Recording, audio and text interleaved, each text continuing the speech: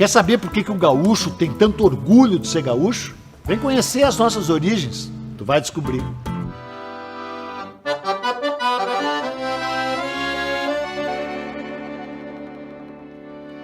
Bom, todo mundo acha que sabe o que significa gaúcho, né?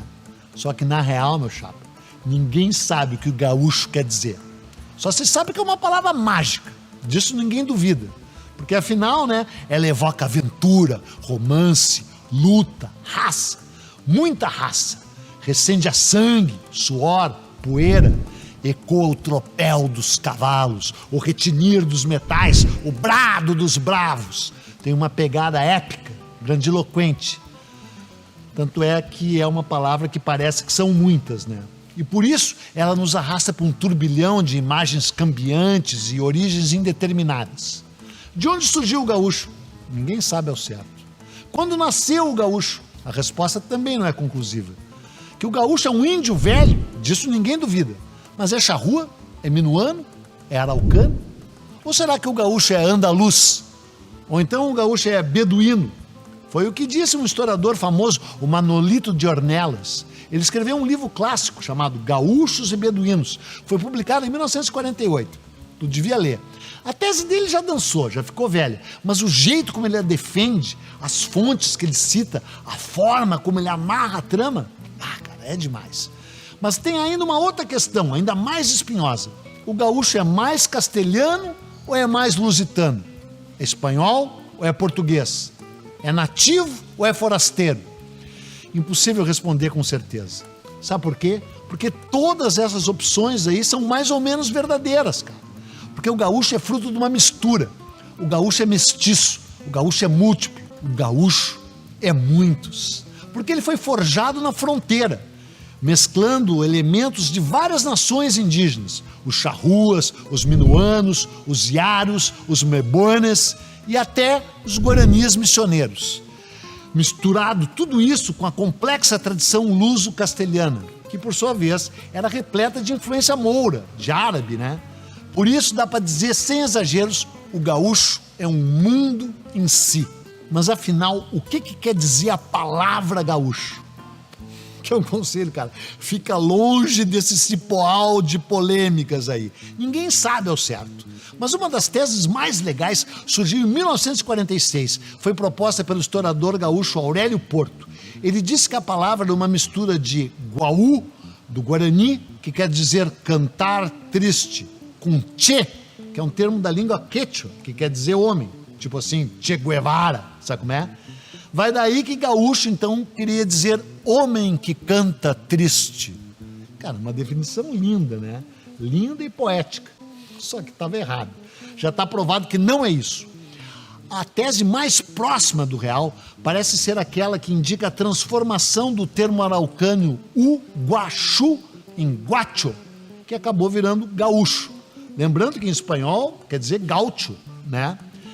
Mas o que uguachu, no fim das contas, quer dizer? Quer dizer o filho de mãe indígena com um forasteiro, ou seja, um mestiço, uma mistura de sangue. E o gaúcho é isso aí mesmo, um nativo e um forasteiro ao mesmo tempo. Dá para dizer sem medo de errar que os gaúchos são como uma sombra numa correnteza de grama, deslizando na planície sem cercas nem porteiras.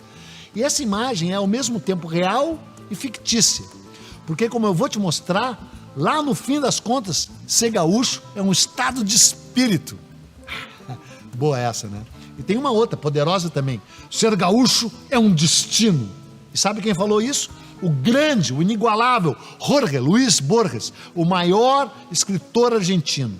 E o destino do gaúcho, ele mesmo que forjou. Forjou com o seu sangue, o nosso sangue. E o sangue dos adversários também. Só que muitas vezes esses adversários eram outros gaúchos. E o gaúcho forjou o seu destino na própria carne, no próprio couro.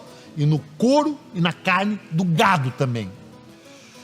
O gaúcho se apropriou e transmutou muitos costumes indígenas, principalmente costumes dos charruas e dos minuanos. O xiripá, o chimarrão, o churrasco, o fogo de chão, a bolhadeira, o poncho, o jeito de montar. Tudo isso é coisa de índio velho. Mas o gaúcho também teve que inventar uma própria ética para o trabalho. Sempre que possível, o gaúcho vivia solito no pampa, né? Quando precisava de alguma coisa, ele prestava serviços gerais, a lida com gado, atividades campeiras, em troca de um poncho, de um trago, de um punhado de sal ou de pólvora. Feito o carreto, o gaúcho voltava a pôr o pé no estribo e o pé na estrada, mesmo que com isso vivesse sempre com o pé na cova, né? Sempre correndo o risco e nem sempre seguindo à risca as regras da civilização. Ainda assim, ou talvez por isso mesmo, o escritor argentino Adolfo Bioy Casares, amigão do Borges, escreveu: "O gaúcho é dono de tudo que vê." Cara, por um bom tempo foi assim mesmo, por dois motivos. Primeiro, porque o Pampa era uma terra de ninguém. Aquelas vastas coxilhas onduladas, sem dono e sem cerca, recobertas de grama, coalhadas de gado solto, o gado chimarrão, com os arroios murmurando em cima dos lajeados, tudo aquilo era um território livre. E depois, porque tudo que não tinha, o gaúcho simplesmente pegava. Sim, porque de início os gaúchos eram senhores de si mesmos, guascas perambulando, sem lei nem rei, vagamundos ou bagamundos, como então se dizia, sempre vagando, à deriva naquele mar de grama, vivendo dentro de suas camisas, debaixo de seus chapéus e em cima de seus cavalos.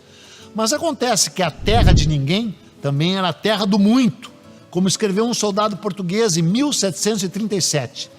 "Com toda a verdade vos digo", escreveu o oficial André Coutinho para o governador Gomes de Freire, "aqui nessa terra há muita carne, muita courama, muita madeira, muito bálsamo. No verão, muita calma, muita mosca, muita mutuca. No inverno, muita chuva, muito frio, muito barro, muito pântano. E em qualquer tempo, muita vontade de trabalhar no meio de muita riqueza." Então, ouvindo aquilo, os portugueses resolveram fundar uma cidade ali, né? Fundaram Rio Grande, bem ali na Barra Diabólica, onde a Lagoa dos Patos deságua no oceano. Por causa da fundação de Rio Grande, os portugueses e os espanhóis começaram a brigar pela posse da terra. Quer dizer, na verdade, a briga tinha começado antes, uns anos antes. Foi com a fundação da colônia de Sacramento, em 1680. Porque, cara, os portugueses tinham criado a colônia na maior cara de pau, bem em frente a Buenos Aires, do outro lado do Rio da Prata, no território que hoje é o Uruguai, e que naquela época, 1680, evidentemente pertencia à Espanha, por causa do tal Tratado de Tordesilhas. Então começou um cabo de guerra entre as duas coroas, né? E teve início o vai e vem da fronteira. A fronteira ficava ali, a fronteira ficava lá, e muita guerra, muito saque, muito contrabando, muito sangue. De início, o gaúcho estava adorando aquilo tudo, né? Que eles entreveram, estavam lá lutando, vendiam o seu serviço para um, para outro. Mas daí, cara, aquela vastidão inteira começou a ser distribuída para os grandes senhores. E foi assim que a lei e a ordem desembarcaram no Pampa. E com elas vieram as cercas e as certidões, e tudo passou a ter proprietário. E foi então que o gaúcho descobriu que, na real, não era dono de nada. No máximo, dono de si mesmo. E olhe lá, porque assim que viu o arame farpado ferir o horizonte dos campos sem fim, o gaúcho entendeu que aquelas coxilhas não eram dele, eram dos terratenentes, porque eles tinham o apoio do rei e tinham um papel cheio de letras que dizia que era dele. Então, o gaúcho teve que vender a única coisa que tinha, a sua força de trabalho, e foi parar lá nas charqueadas. E o gaúcho teve que salgar a carne também com o suor do seu rosto. O trabalho nas charqueadas era sazonal e era terrível. Começava em outubro, quando era desfraldada a bandeira vermelha. Ela anunciava que a época da matança tinha começado e ia se prolongar até maio. Cara, a atividade era frenética.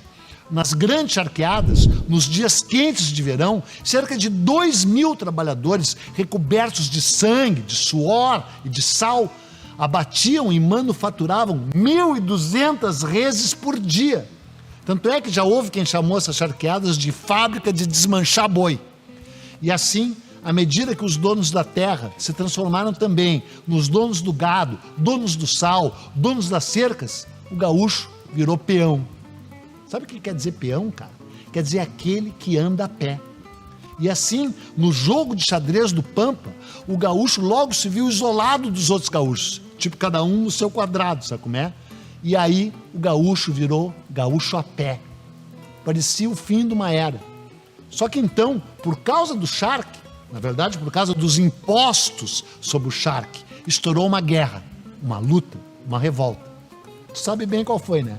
Claro, foi a Revolução Farroupilha, a Guerra dos Farrapos. A gente vai falar nela no outro episódio, mas agora dá para dizer que foi assim que o gaúcho renasceu, porque os donos das charqueadas pegaram os seus peões e botaram eles de novo no lombo dos cavalos. E lhes deram espadas e lanças e disseram, vai à luta! E foi aí que o Brasil descobriu que o gaúcho existia. E ia descobrir também que nós temos sangue nas veias e que somos osso duro de roer, porque nós somos gaúchos e nós temos orgulho de ser gaúchos.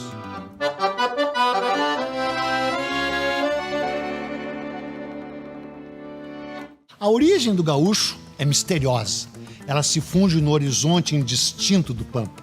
Mas a consciência gaúcha, essa tem dia, mês e ano de nascimento. Foi no 20 de setembro de 1835. A gestação foi longa e o parto a fórceps. As contrações começaram na madrugada daquele dia, com a invasão de Porto Alegre por aqueles que queriam libertar o Rio Grande do jugo do Império. E por isso saíram logo tomando a capital da província, com alarido, com fogo, com sangue derramado. O que ninguém podia supor é que aquele episódio, ocorrido ali no início da primavera, na Ponte da Azenha, seria também um batismo de fogo, cujos desdobramentos iriam perdurar por 10 longos e terríveis anos, iriam clamar muitas vidas e ecoar por todo o Brasil. Até que daquele turbilhão de pólvora, dor e morte, o gaúcho ressurgisse como figura histórica, com voz própria, com sangue próprio e com província própria, é claro, embora, ao final da guerra, ela continuasse pertencendo ao Império do Brasil. Felizmente, né? Porque o Rio Grande do Sul é altivo e preza a sua independência. Mas o Rio Grande é brasileiro. Antes da Revolução Farroupilha, eu já te contei essa história aqui mesmo, sentado nesse banco. O gaúcho tinha meio que desaparecido. Ele era aquela centauro dos pampas, um cavaleiro solitário que vivia debaixo do seu chapéu, dentro da sua camisa e em cima do seu cavalo. Era um sujeito livre, leve e solto, flanando pelas planícies ondulosas, sem fim e sem cerca. Até que chegou o arame farpado, né? E ele feriu a vida indômita da gauchada. Os guascas, os gaudérios, os bagamundos, tudo isso é sinônimo de gaúcho. Eles tiveram que virar peões lá nas charqueadas e nas estâncias. E elas pertenciam aos terras-tenentes, né? Aos donos da terra.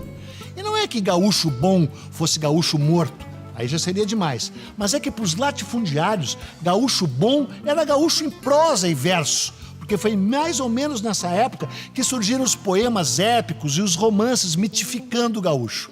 Quanto mais perto da extinção o gaúcho estava, mais gente escrevia sobre ele. E então, de repente, por obra dos mesmos fazendeiros que quase tinham acabado com o gaúcho renasceu. Sabe por quê? Eu vou te contar uma coisa que tu já deveria saber. Os líderes da Revolução Farroupilha não estavam aos farrapos, meu chapa. Pelo contrário, eram ricos senhores, donos de muitas terras, muito gado, muitos peões.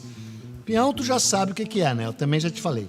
Peão é o cara que anda a pé. O sujeito que no jogo de reis, rainhas e bispos é o cara que caiu da torre e não tem nem cavalo mais. E foi então que os donos das carnes e das cercas arregimentaram um exército de gaúcho para lutar por eles. Sabe por quê, né? Porque eles achavam que os impostos sobre o charque estavam salgados demais. Cara, eu vou te dar a real.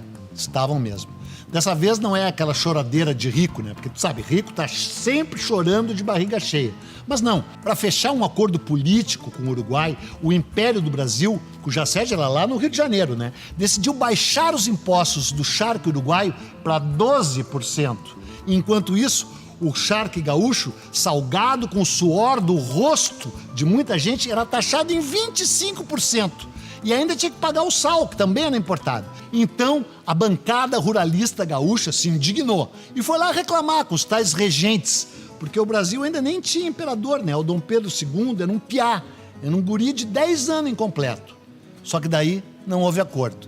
E então, na aurora precursora do 20 de setembro de 1835, o farol da divindade reluziu nas águas do Arroio Dilúvio. Esse mesmo, que ainda está ali do lado da Avenida Ipiranga, né? Se bem que eu não preciso te dizer que não foi na aurora, né? Foi de noite. E não foi no dia 20, foi no dia 19.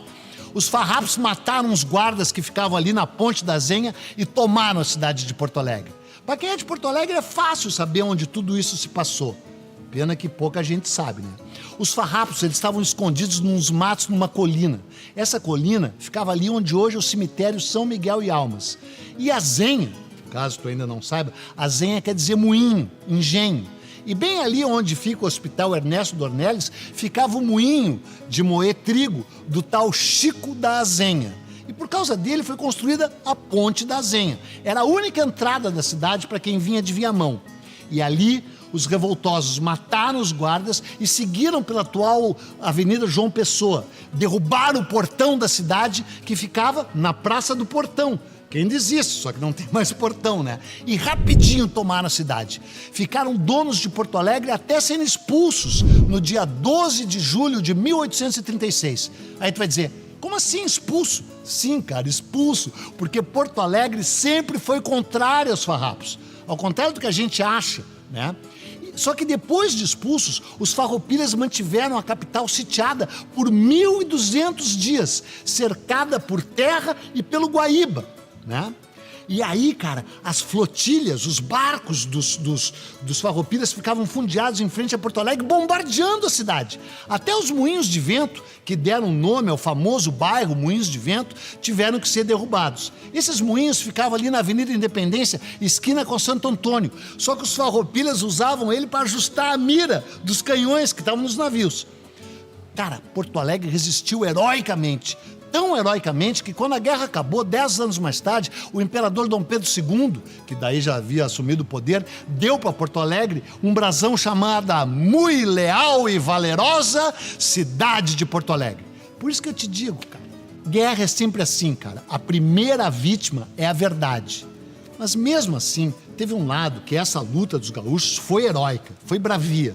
Porque a causa era justa, porque a corte, o império, realmente tratava mal o Rio Grande.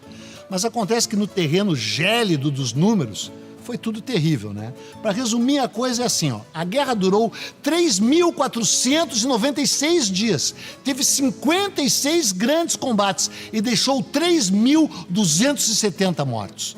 Também teve vários heróis, né? Teve o Bento Gonçalves, teve o Garibaldi, também teve um herói trágico que foi o General Neto, mas cheio também de traidor e vira-casaca, tipo o Bento Manuel, que trocou 3 vezes de lado. Toda guerra é feia e é cruel, é cheia de traição e de deserção. Essa guerra farroupilha, que a gente celebra na Semana Farroupilha, todo 20 de setembro, essa que a gente celebra não foi a guerra de verdade. A gente celebra a guerra tal e qual ela foi relida, recriada, reinterpretada. Sim, cara. Em 1935, quando Getúlio Vargas estava firme no poder, ele resolveu botar para quebrar para celebrar os 100 anos da Revolução Farroupilha. Grandes nomes da política gaúcha, no tempo que tinha grandes políticos, né? Alberto Bins, Flores da Cunha, Oswaldo Aranha, Otávio Rocha, eles organizaram uma exposição incrível lá no Parque da Redenção, que é aí que virou o Parque Farroupilha. Foi um show de luzes e cores, uma feira impressionante. E eles recriaram a história, inventaram até o espeto corrido nessa feira de 35. Eles recriaram, eles releram a Revolução Farroupilha. E é essa revolução que a gente festeja hoje. Tanto é que Porto Alegre festeja uma revolução na qual ela foi contra, né? Mas eu vou te dar real, cara, não tem problema que seja assim, porque a história é simbólica, a história é uma fabulação, todo o povo fabrica a sua história. E ela é sempre diferente no papel e no imaginário do que foi na vida real. E no caso, o que importa aqui é o imaginário. No imaginário, a Revolução Farroupilha foi uma revolução cheia de orgulho, foi uma revolução maravilhosa, foi uma revolução que criou a imagem do gaúcho. E é por isso que ainda hoje o gaúcho celebra e festeja a nossa maravilhosa Revolução Farroupilha, mesmo que na vida real ela não tenha sido nem um pouco maravilhosa.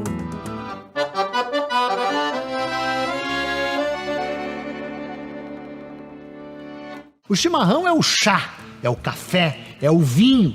O chimarrão é a cachaça do gaúcho. É isso aí, cara, o chimarrão é tudo isso ao mesmo tempo agora.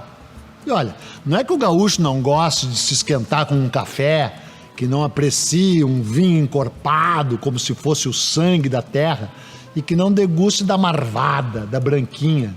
Além, é claro, de sempre estar pronto para apreciar uma cerveja bem gelada, né? O gaúcho adora essas bebidas todas.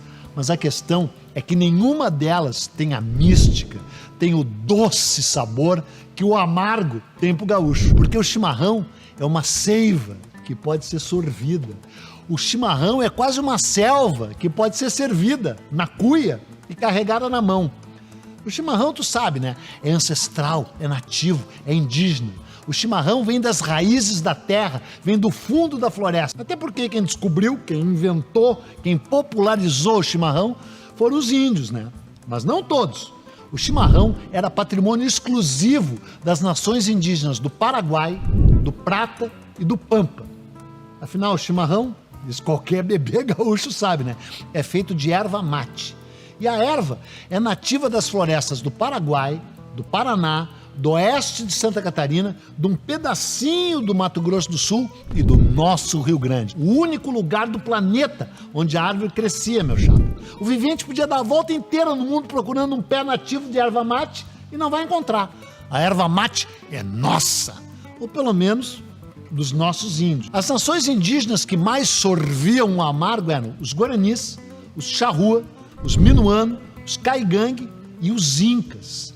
Isso mesmo, cara, os poderosos incas, porque tinha uma trilha indígena que levava de Santa Catarina, do Paraná, até o Peru. E aí os incas, que já tinham a folha da coca, acabaram se afeiçoando também à erva mate. A questão é que ninguém chamava isso de chimarrão, né? Chimarrão é uma palavra de origem castelhana que vem de cimarrón, que quer dizer tudo que é selvagem, que é rude, que vive solto, que não tem dono, que nem o gaúcho, que nem a bebida quente, amarga e forte, feita de erva mate. O engraçado é que o nome erva mate também não era erva mate, né? Mate é uma palavra quechua, da língua dos incas, e quer dizer cuia. Dá para entender como é que surgiu essa confusão, né? Dá para imaginar. Os índios viviam sempre passando a cuia de mão em mão, bebendo chimarrão, né? E aí passavam e diziam mate. E os conquistadores espanhóis e portugueses acabaram achando que mate era o nome da bebida e da erva. Erva, aliás, meu chapa, que os jesuítas que fundaram as missões logo quiseram proibir. E ainda por cima tiveram o desplante de chamar de erva do diabo. Sim, porque eles descobriram que sem aquela erva a indiada não vivia. E que quando a erva faltava, a tribo toda ficava nervosa, né? E ainda por cima todo mundo bebia da manhã à noite. Aí os padres achavam que os índios estavam viciados nela, né? E estavam mesmo. A diferença é que é o típico vício do bem.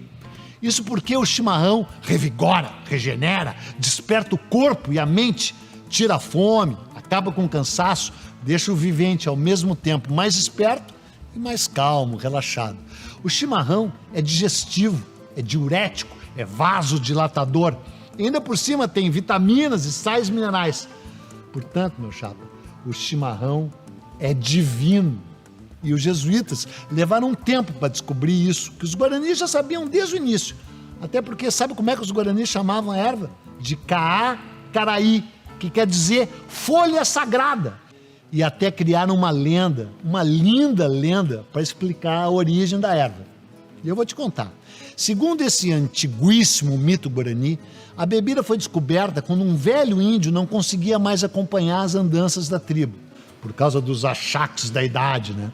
E ele foi ficando para trás. Aí a sua linda filha, a Iari, decidiu ficar com ele. E eles montaram uma pequena tenda na beira de um rio para passar a noite ali. Quando escureceu, apareceu um forasteiro misterioso. E o pai e a filha ofereceram abrigo para ele, e alimentaram. E a Iari ainda por cima cantou uma linda canção de niná. Pois esse homem era um emissário do deus Tupã, ou talvez até o próprio Deus, em outras versões da lenda. E ao amanhecer, essa figura mística presenteou o pai e a filha com as folhas de uma erva e ensinou como deviam plantar e preparar. Revigorados, eles logo alcançaram o restante da tribo e repassaram esse conhecimento para eles. Ao morrer, muitos anos depois, mas ainda jovem, Iari virou a deusa protetora da erva. Pá, que história, né? Fala sério. E ela parece indicar que a primeira nação indígena que descobriu a planta foram mesmo os guaranis.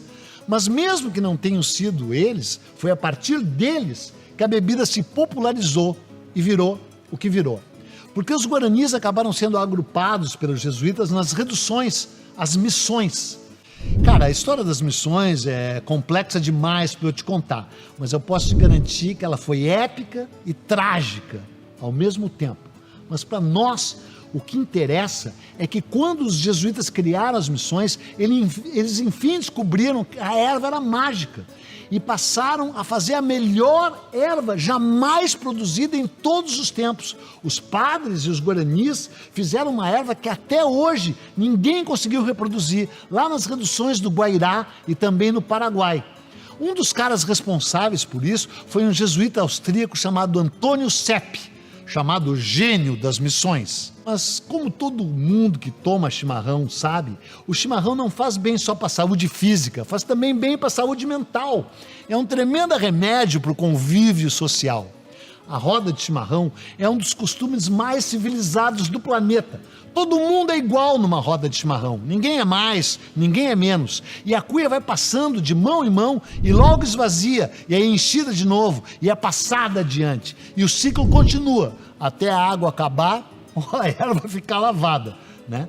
E é num ritual tão mágico que depois de percorrer o Rio Grande do Sul em 1858, um viajante médico alemão, Robert A.V. L'Allemand, escreveu o seguinte: espera aí, te ajeita, te aquieta que eu vou te contar o que ele disse.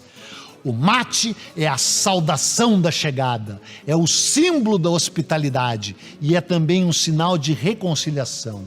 Tudo em que na nossa civilização se entende como estima, amizade e apreço, tudo que é elevado e tem um bom impulso da alma e do coração, tudo isso está entrelaçado no ato de preparar o mate, servi-lo e de tomá-lo em grupo.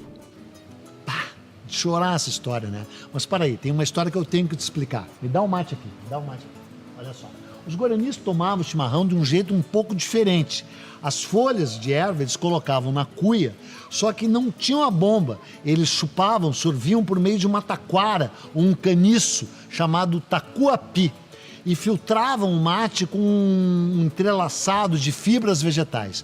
Foram os europeus que introduziram o metal nos apetrechos do mate. A bomba, por exemplo, passou a ser feita de prata, porque tinha muita prata abundante na época lá das minas de Potosí, na Bolívia.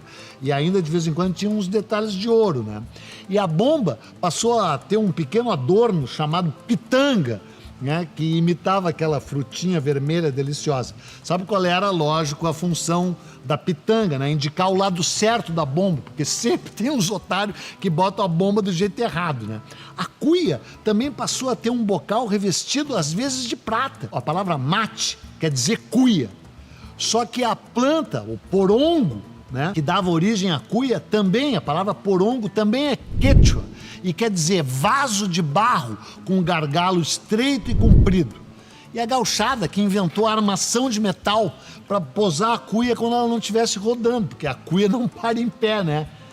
Para nós, né, do povo, esse pé aqui era de metal comum, alumínio. Dos ricos, ele era de prata. Outra coisa bem importante que eu já te falei e repito, a água que os guaranis usavam no mate, inicialmente era fria. Foram os europeus que passaram a utilizar água quente. Água quente, que nem essa que está aqui, que eu vou tomar, para evitar as águas contaminadas. Mas além dos índios e dos padres e dos primeiros conquistadores, o chimarrão também encantou os sábios, os cientistas. Tanto é que o explorador e botânico Saint-Hilaire foi quem batizou a erva mate. Ele a chamou de Ilex paraguaiensis, em latim, né? Como convém aos estudiosos. Mas eu tô aqui para te simplificar as coisas, né? Então vou te dizer que Ilex quer dizer arbusto e paraguaiensis, acho que paraguaiense dá para saber, né? Do Paraguai. Saint-Hilaire foi um cara incrível, cara. Ele esteve no Rio Grande do Sul em 1820, deixou um livro muito legal.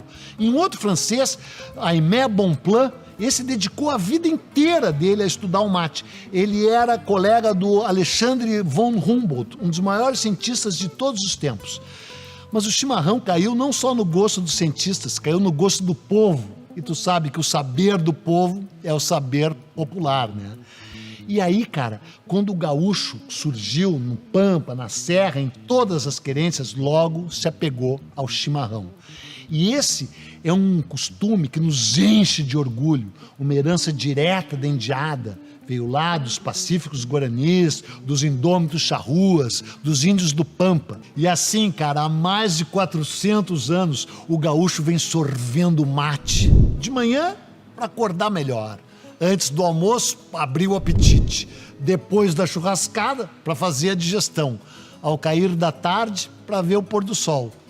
E tem também quem tome o mate de noite, mas daí só se for para espantar o sono, né?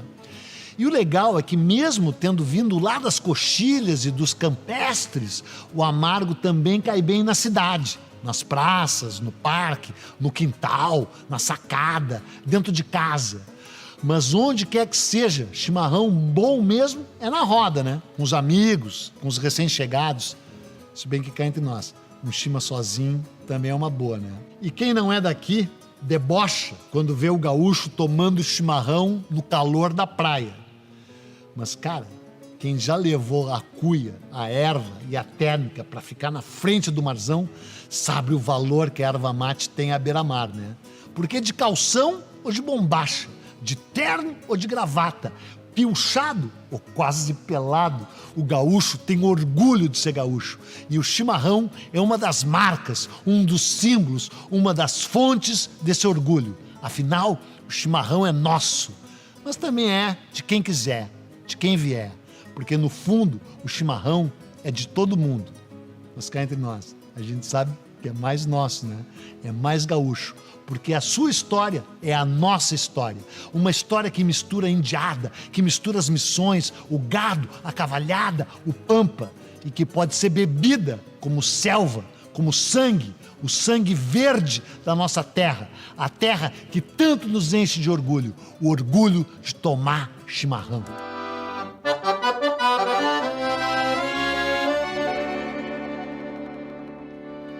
Bom, vou começar te dizendo uma coisa que talvez tu já saiba, né? Mas vamos lá, vamos lá. A carne assada é quase tão antiga quanto o fogo. Quer dizer, quanto o fogo também não, né? Porque o fogo existe desde sempre. Esse planeta foi feito de fogo. Mas assar uma carne? Ah, isso sim. Isso vem lá dos tempos em que a humanidade aprendeu a dominar o fogo. Isso já faz um tempão, né? Sei lá quanto tempo, ninguém sabe ao certo, mas pelo menos uns 400 mil anos que o homem domina o fogo. Agora, o churrasco, tal e qual o gaúcho conhece e aprecia, bom, esse é bem mais novo, né? Mas nem por isso é menos tradicional, menos quente, menos saboroso. Claro, tu sabe, né? Os humanos foram as primeiras e até agora as únicas, né? Ainda bem, criaturas a domesticar o fogo aqui na Terra. E desde o início, o fogo servia para aquecer, para iluminar, para afugentar os inimigos, para demarcar o território. Mas acima de tudo servia para assar a carne.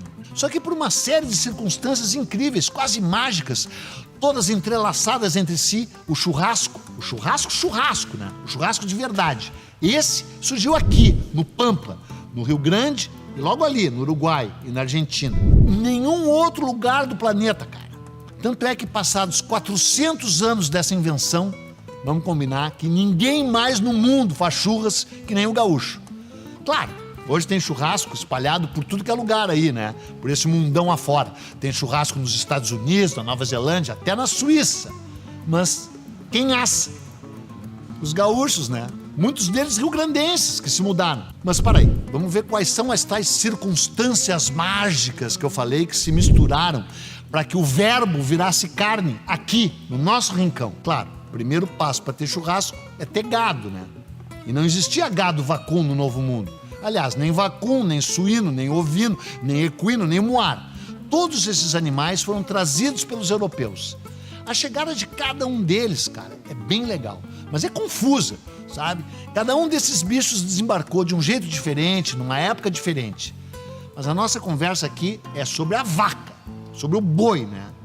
Então vou te dizer, a vaca chegou no Brasil com Martim Afonso de Souza em 1531 e depois com Tomé de Souza em 1549. Eles foram os pioneiros dessa arca de Noé aí. Tá, só que não foram os chifrudos que eles trouxeram, né, que viriam a povoar as ondulosas planícies do Pampa e que encheram ali aquilo de gadaria. Gadaria aos milhões. O gado que deu origem aos rebanhos que iam virar churrasco, esse foi trazido pelos jesuítas missioneiros. O padre Cristóvão Pereira de Mendonça, um dos principais fundadores da redução de São Miguel Arcanjo, foi quem introduziu o gado franqueiro aqui em 1634. Gado franqueiro, tu sabe o que é, né? É aquele que tem umas guampas desse tamanhão, assim, gigante, né? Mas ainda mais incrível que o tamanho do chifre desses bichos é que as pessoas não saibam, não falem, não conheçam mais sobre esse padre Cristóvão de Mendonça. Ele foi um dos chamados mártires das missões.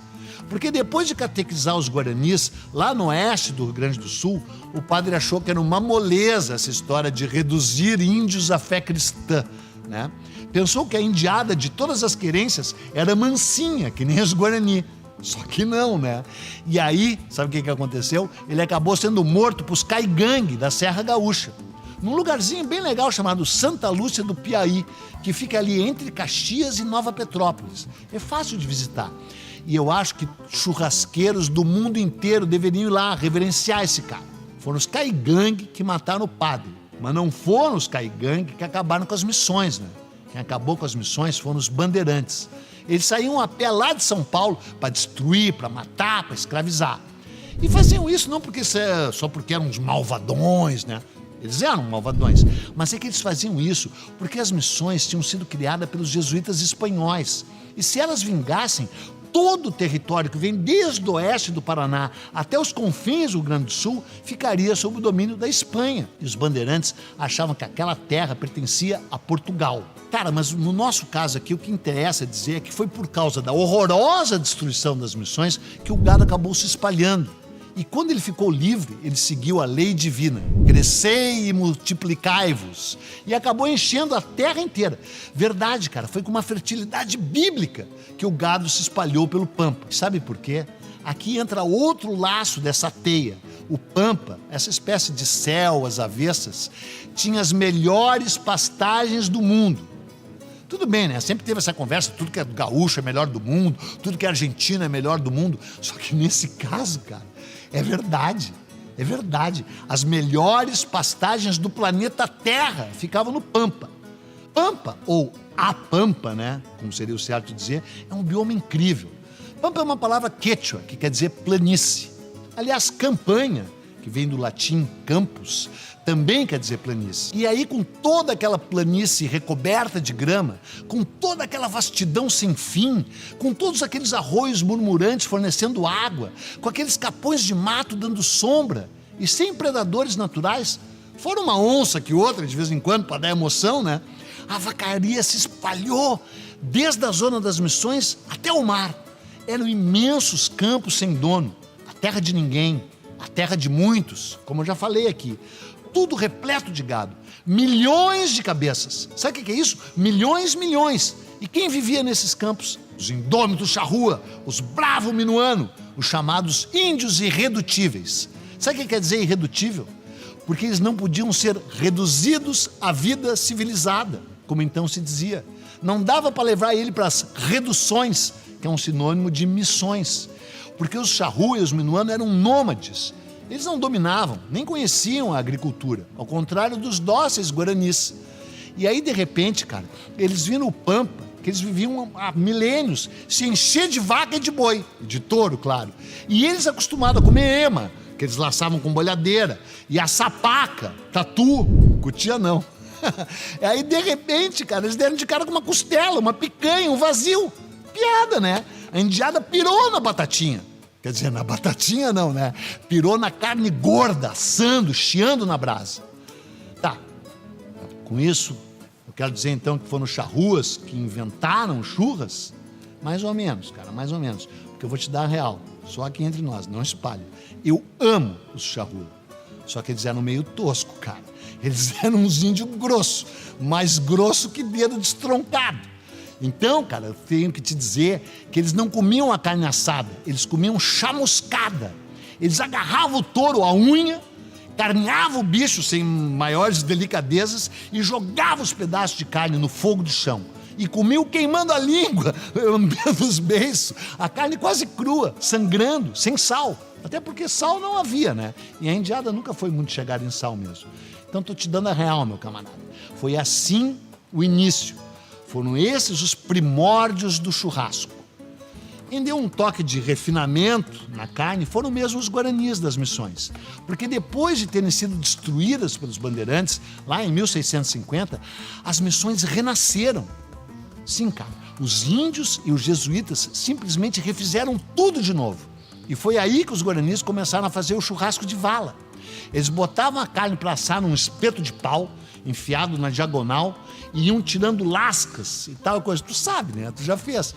E aí também passaram a botar cinza na carne para quebrar um pouco o gosto do sangue. E os guaranis também passaram a fazer churrasco na grelha. E aí vem essa história, né? Churrasco é na grelha ou é no espeto? É assado na brasa ou nas labaredas? Só com um pouco de sal, com algum tempero? Bacana. Eu não vou me meter nessa bronca aí, porque, né, tem uma confusão até hoje. Só quero te dar a real. Os brancos, ou pelo menos os luso-brasileiros, ainda não tinham descoberto os churras. Porque de início, antes mesmo das charqueadas, o que rolou aqui foi a chamada Era do Couro e do Sebo, a Idade da Courama. E nessa época o que interessava era o couro e o sebo, né? A carne, acredite se quiser, era um subproduto. Havia gado de sobra e os guascas, os gaudérios, ou seja, os gaúchos, arrancavam o couro do gado, juntavam o sebo e deixavam o resto do bicho apodrecendo, cara. Que desperdício. Quando muito, eles arrancavam a carne que ficava entre a pele e a costela do gado. E essa carne específica passou a ter um nome, matambre, que vem do espanhol, né? Mata hambre. Ou seja, era um naco, uma lasca de carne para matar a fome. Com a charqueada surgiu a linguiça. Essa era feita com as sobras das carnes tiradas das mantas. Eles faziam uns pedaços, as mantas para secar, né, e para salgar, e aí o resto deu origem à linguiça. E também o charque, né, que fez o arroz de carreteiro, o prato favorito das tropas e dos tropeiros. Só ali por volta de 1730 foi que os gaúchos começaram a comer o churrasco de verdade. Só que daí depois que começaram não pararam mais, né? E hoje a maioria dos gaúchos não vive sem churra, né? Pelo menos no fim de semana tem que ter um, né? E é por isso que tem churrasqueira na cobertura, churrasqueira na varanda, churrasqueira na sacada, ou então churrasco na laje, né? Ou no playground, ou então improvisado num latão. E hoje tem carnes nobres, cortes diferenciados, né? Que surgiram depois da aclimatação das raças britânicas. Tem costelão 24 horas, tem rodízio, tem espeto corrido, porque o pão de cada dia do gaúcho não é feito de trigo, é feito de carne, sangue e gordura. E esse é mais um dos motivos de orgulho da gauchada, o orgulho de comer um churras.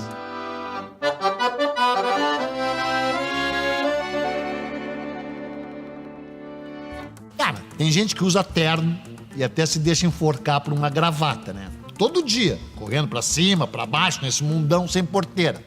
Tem gente que usa smoking, fica até meio parecido assim com metre. Tem uns que trajam fraque, fica com jeitão de pinguim, né?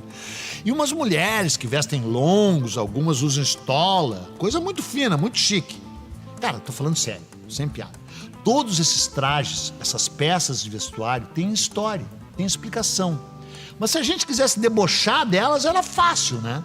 E quero te dizer, bem mais fácil do que fazer gracinha, piadinha com a pilcha do gaúcho. Porque a indumentária do gaúcho, meu chapa, essa sim tem história profunda, cheia de ação, de aventura.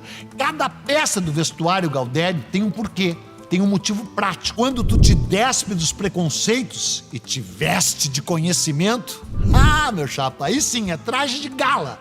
Oiga, telegalo velho! Bom, para começar, que pilcha já é uma palavra incrível, né? Ela é originária de uma língua chamada Mapudungum. Te caiu os buteados do bolso, né? Mapudungum. Tô falando sério e te explico. Sabe o que quer dizer Mapudungum? Era a língua falada pelos índios Mapuche. Os índios eram lá do sul do Chile. Um índio de lascar, meu chapa. Nunca foram conquistados, nunca, nem pelos incas, nem pelos espanhóis. Foram sendo empurrados lá para o sul, isso é certo. Mas não perderam a guerra. Até perderam a terra, mas não a honra, nem a terra. Aliás, Mapu quer dizer terra. E Che, isso tu já sabe, quer dizer homem, gente. Ou seja, Mapuche, gente da terra. Já Dungum significa língua, idioma. Ou seja, no frigir dos ovos, Mapudungum quer dizer língua da terra. Puxa, quer dizer ruga, enrugado. Vai daí que, por tabela, pilcha quer dizer sem ruga, ou seja, na estica.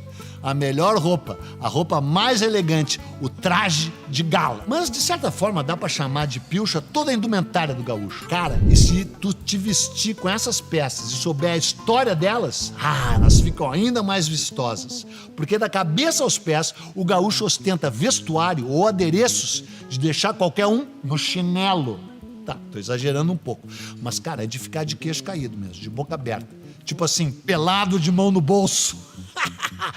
Depois eu te contar a história dos trapos de luxo que cobre o gaúcho, da cabeça aos pés, tu vai ver. Mas como eu sou um cara com os pés no chão, né? Vamos começar por baixo. Vamos começar pelos pés. E a gente já sai chutando tudo com bota de garrão de potro. Esse foi o primeiro calçado fabricado pelos índios e pelos gaúchos, pelos tropeiros, pelos xangadores, pelos lagunistas, que tropeavam daqui até as Minas Gerais. As botas eram tiradas de vacas, burros e éguas. Muito raramente saíam do potro mesmo, que deu o nome. Normalmente elas eram feitas com o couro das pernas traseiras do animal. E eu vou te contar como, porque, olha, é punk. Primeiro eles cortavam a perna do bicho, né? E faziam cortes transversais com o bicho já morto. Um na coxa, o mais alto possível, e o outro acima do casco. Aí retiravam o couro puxando e enrolando de cima para baixo. A bota de garrão era usada a meio pé, ou seja, aberta na ponta, deixando os dedos de fora. Os garrão do gaúcho. Imagina as unhas dos viventes. Isso era feito para facilitar na hora de pôr o pé na estrada. Quer dizer, pé no estribo, né? Mas a bota também era usada fechada de vez em quando. Aí era o seguinte, eles pegavam uma lingueta, né? Pegavam uma lingueta de couro maior e dobravam em cima dos garrão. Em geral de couro, essa sim de potro. Essas botas, quando usadas, não duravam mais do que 2 ou 3 meses. Só que daí chegou a era do couro, né? Os tempos da courama, como se dizia. E daí o gaúcho, o guasca, aliás, guasca quer dizer tira de couro, passou a curtir o couro, né? E aí chegaram as botas mais ou menos como as de hoje, botas de couro, de curtir e de dar no couro. Esses homens usavam as botas russolianas. Era um tipo especial de curtume, o tal couro da Rússia, que deixava o couro meio amarelado.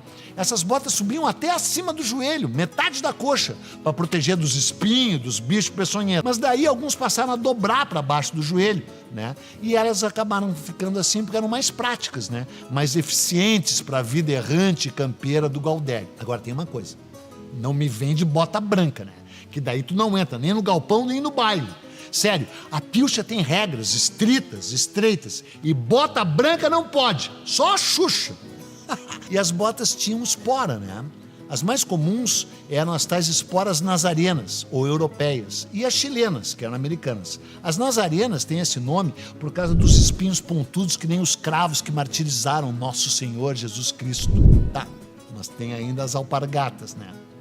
Bom, começa que qualquer coisa que começa com al vem dos mouros, vem dos árabes. Almofada, algazarra. Então, alpargata se origina do árabe albargat, que quer dizer sapatilha. Sim, os mouros usavam as alpargatas como farda militar de combate. Não porque fosse bom lutar de alpargata, né? Mas porque era fácil e barato de produzir e protegia o pé, né? Bem ou mal. E foi por causa dessa simplicidade da produção das alpargatas que elas acabaram conquistando todas as classes trabalhadoras espanholas, tanto as urbanas quanto as rurais. E aí, como os espanhóis e portugueses se mudaram em massa para o Cone Sul aqui, trouxeram nas suas bagagens as alpargatas, que além de confortáveis, são baratas e se tornaram inseparáveis dos homens e das mulheres, desde o século XIX até hoje. E aí tu me pergunta, a alpargata faz parte da pilcha? Mas claro que sim, vivente. Para as atividades em dias secos, ou então para ficar de banda em casa, né? Quase uma obrigação, aliás, tu tirar as botas e trocar ela pelas alpargatas, né? Para ficar na baia. E fica de cirola também. Sim, cara, o gaúcho usa cirola. Mas depois a gente fala delas, porque agora é hora de falar da bombacha, ou bombachudo. Olha, e tem bastante polêmica em torno da origem da bombacha. O certo é que o nome vem de bomba, porque elas tinham esse formato, como é que eu vou te dizer, rotundo, né, arredondado, explosivo. Explosivo mesmo, porque foi assim a entrada da bombacha no Novo Mundo. Ela foi usada para vestir os soldados da Guerra do Paraguai. Dizem que foi exportada para cá pela Inglaterra, que tinha descoberto a moda durante a tal Guerra da Crimeia, na qual os soldados daquelas bandas de lá usavam um uniforme bombachudo. Parece que a origem da bombacha é turca, portanto, a bombacha tem uma pegada árabe, como tantos dos adereços ligados à história do gaúcho. As bombachas são largas na fronteira, estreitas na serra e medianas no planalto, abotoadas no tornozelo, quase sempre com o tal botão favo de mel.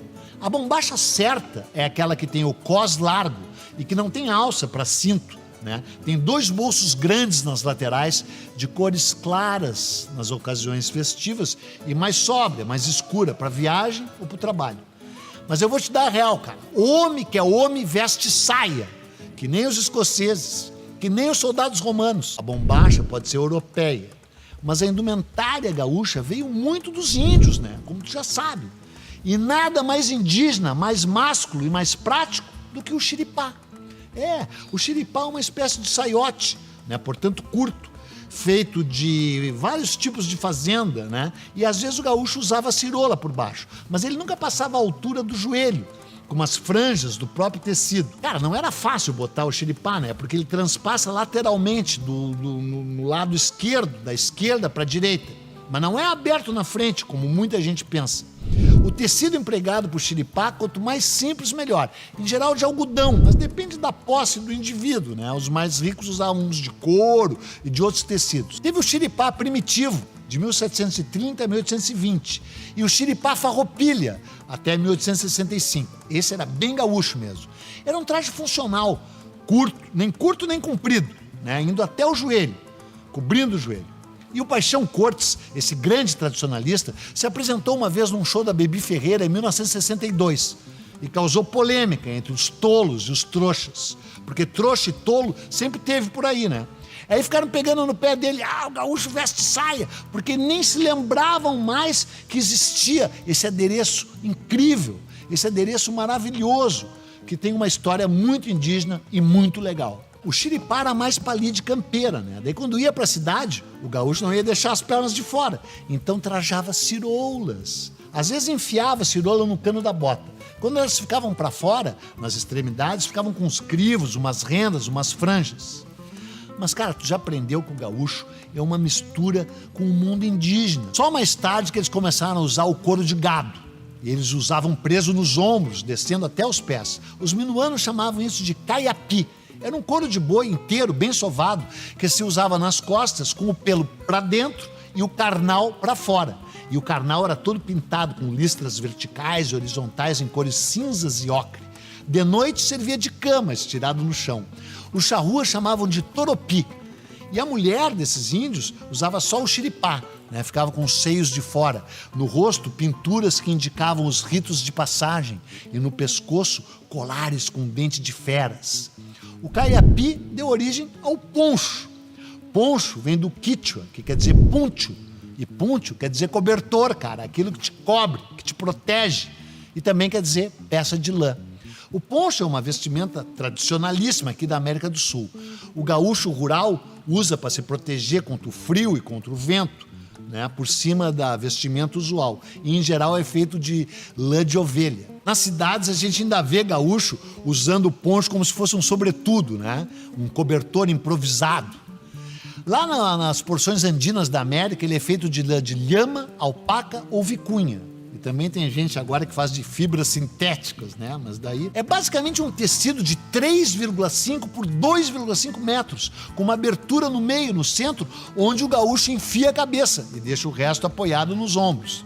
É imprescindível que seja quente, né? E tem que ser um pouco impermeável à água, assim, né? Já o pala, que também é de origem indígena, é o poncho light, é um poncho diet. Ele pode ser de algodão, também protege contra o frio, mas o poncho de seda protege mesmo contra o calor. É um pano retangular com franjas nos 4 lados e o homem enfia pela cabeça, né? Tem uma gola de simples talho e por baixo do pala o gaúcho usa uma camisa. Essa camisa não tem botões e tem a gola e a manga bem largas. E a camisa é feita de pano de uma cor só, né? No máximo um pano de riscado, em geral de algodão. Em ambientes de mais respeito, o gaúcho também usa um colete, um casaco. A camisa não tem botões, como eu já falei, porque ela é amarrada por cadarços nos punhos e tem uma gola imensa e mangas mais largas que a minha sabedoria. E na cintura, né, o gaúcho tem aquela faixa preta, como se fosse um mestre de karatê, e uma guaiaca, né, que é o precursor da pochete, com uns pila dentro. Mas mesmo tendo jogo de cintura, o gaúcho sempre usou a cabeça. E bem mais do que para separar as orelhas. Então, nós vamos terminar essa história por cima. Nós vamos entrar de cabeça nela, falando do quê? Do chapéu do gaúcho. Antes da chegada do homem branco, os índios não usavam qualquer cobertura na mufa, né? Quando no máximo prendiam o cabelo com uma fita de couro ou de fibra vegetal, que os castelhanos chamaram de vincha. Até porque aquela cabeleira farta deles protegia eles do sol e da chuva. Mas daí surgiu o chapéu tipicamente gauchesco, chapéu de pança de burro. Ele era cortado circularmente na barriga de um ar, de uma mula, de um burro, e amoldado ainda fresco na cabeça de um palanque, de uma cerca. Aí com o tempo, com o uso, ele perdia o pelo e ficava esbranquiçado. Mas depois os portugueses trouxeram 2 outros tipos de chapéu. O chapéu de feltro, de copa alta, e o de palha, chamado de abeiro, porque tinha abas, né? O chapéu de feltro era mais caro, usado normalmente por homens de posse, pelos almofadinhas, né, da época. E o de palha de arroz, de trigo ou de milho, era o chapéu do homem comum e da gurizada das estâncias. Agora, qualquer chapéu campeiro gauchesco tem que ser usado preso por um barbicacho, né, por baixo do queixo, ou então abaixo do lábio inferior. O barbicacho surgiu pela necessidade de fixar o chapéu na cabeça durante o ato de cavalgar, sobretudo na galopada, né? Esse barbicacho era trançado em delicadas tiras de couro, cru, ou então cordões de seda torcidos. Tá, mas eu não vou terminar essa prosa sem falar da boina, né? É isso aí. O que dizer da boina? Bom, ela não é chapéu, mas também não dorme de touca, né? A boina olha assim meio de lado, né? Pro vivente jogar um charme, né? E, cara, a boina tem 5.000 anos. Sério. Uma revista francesa de arqueologia publicou uma foto de uma estátua milenar encontrada na Itália e na cabeça, o que ela estava usando? Uma coisa bem parecida com uma boina. Mas dá para dizer mesmo que a boina é tripopular, né? E que sempre teve na cabeça dos campesinos, dos soldados e até dos nobres europeus ao longo da história.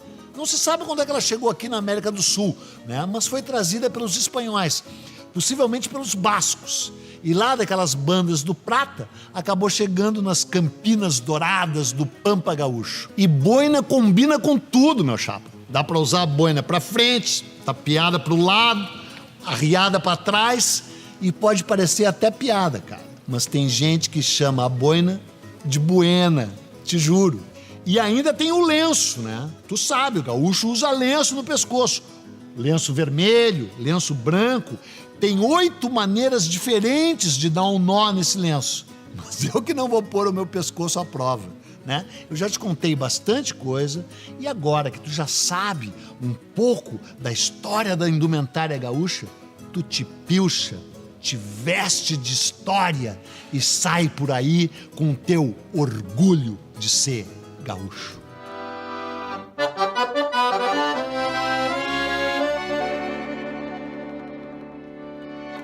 Bom, depois de toda essa conversa sobre a origem do gaúcho, sobre a Revolução Farroupilha, sobre o chimarrão, sobre o churrasco, sobre a pilcha, tu já entendeu, né? o gaúcho tem motivo para ter orgulho de ser gaúcho. Mas para que esse não seja um orgulho vazio, ele tem que se vestir de história e de conhecimento. Porque eu vou te dizer, cara, o orgulho, se ele é vazio, ele é um sentimento bobo, até feio. Especialmente quando vira vaidade, arrogância, ostentação. O orgulho pode ser pecado, e pecado capital. Ainda mais se mistura com a soberba, e aí flerta com a luxúria. Aí o vivente pode pegar até uma temporada no inferno, que aliás dizem que é eterno. Mas o orgulho também pode ser puro, pode ser altivo, pode ser transformador. E é assim que o orgulho do gaúcho pode e deve ser. Porque na sua essência, na sua origem, a palavra orgulho quer dizer excelência. Ela vem do catalão orgulho, e o significado é esse mesmo, o orgulho, a excelência. Isso que quer dizer essa palavra, que pode ser simultaneamente linda e feia. E o gaúcho tem como transformá-la numa palavra linda. E fez isso quando já estava quase extinto. Tu ouviu essa história aqui? O gaúcho surge num momento muito específico do Pampa e surge altivo, parecia, como eu falei, o centauro dos Pampas, como se diz, né? Debaixo do seu chapéu, dentro da sua camisa, em cima do seu cavalo, um homem sem lei nem rei. Só que isso acabou quando os campos foram cercados de arame farpado. Só que daí os donos dos campos entraram num confronto contra o governo federal e o gaúcho renasceu. O gaúcho virou farroupilha. O gaúcho estava em farrapos, mas o gaúcho lutava. E aí veio a paz honrosa, né? Uma paz em 1845, né? O Império achou que não valia mais a pena enfrentar o gaúcho compreendeu que não ia conseguir vencer o Império e, acima de tudo, que não valia a pena se separar do Brasil, né? Então as coisas se apaziguaram. Mas o gaúcho foi sumindo de novo. Porque, infelizmente, também o gaúcho era fruto de guerras. E aí logo teve uma outra guerra, a terrível Guerra do Paraguai, que, aliás, começou aqui no Rio Grande do Sul, né? Começou com o Paraguai invadindo o Rio Grande do Sul para ir brigar no Uruguai. Então o gaúcho pôde lutar de novo. E aí o Brasil venceu a terrível Guerra do Paraguai com muito auxílio do gaúcho.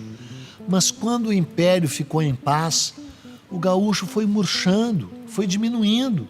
E o Império parou de dar bola para o Rio Grande do Sul, que nem já tinha feito muitas vezes. E aí vem a República, e a República foi uma articulação de gaúchos também. O Júlio de Castilhos foi muito importante na proclamação da República, mas o Júlio de Castilhos era paisano, era urbanoide, era urbano, era de Porto Alegre, desconhecia lá o gaúcho do campo. E aí o gaúcho se meteu numa outra guerra, uma guerra horrorosa, fratricida, que foi a Revolução Federalista de 1893. Foi a maior guerra civil da história do Brasil. Foi a luta entre maragatos e chimangos. E o Rio Grande do Sul perdeu muito prestígio com o resto do Brasil, justamente por causa dessa guerra. E o gaúcho entra numa decadência enorme. O Rio Grande do Sul entra numa decadência enorme. O gaúcho quase some, quase desaparece, volta de novo a ser o gaúcho a pé, peão. Então, cara, em 1930, o Getúlio Vargas, vestido de gaudério, vestido de gaúcho, dá um golpe militar. As pessoas chamam de Revolução de 30, mas foi um golpe militar, né? Ele saiu armado aqui do Rio Grande do Sul, derrubou um regime constitucional, mas ao mesmo tempo mudou o Brasil, e mudou o Brasil para melhor. E então o gaúcho renasce outra vez, até porque o Getúlio amarrou os cavalos no Obelisco, lá no centro do Rio de Janeiro, né?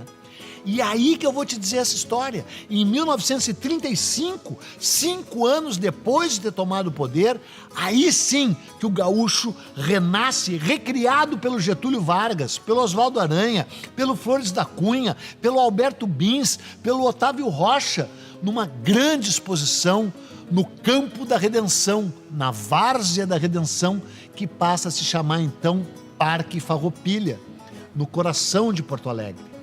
Aí a gente acha, agora vai!